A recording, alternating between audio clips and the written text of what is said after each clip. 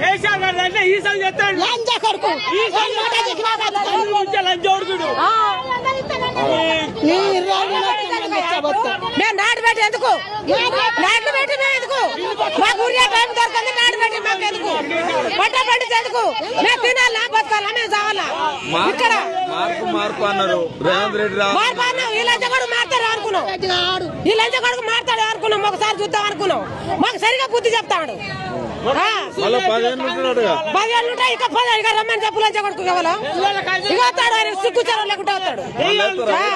ఎత్తాము ఆయనకే వేయాలనే చూస్తాను ఆయనకే వేయాలనే చూస్తాను మేమందరం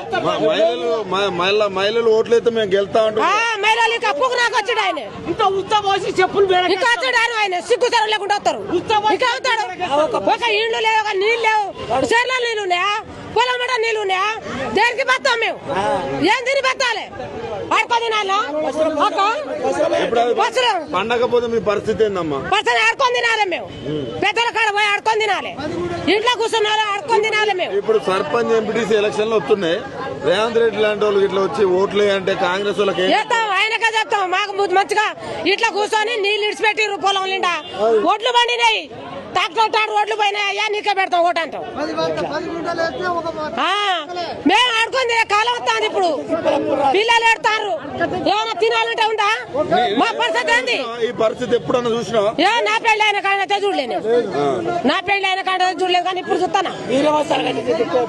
ఊరియా బత్తాలకు వచ్చినాం ఆడ 4 గంటల రాత్రికి వచ్చినాం మేము ఒక్క బత్త దొరకలే మాకు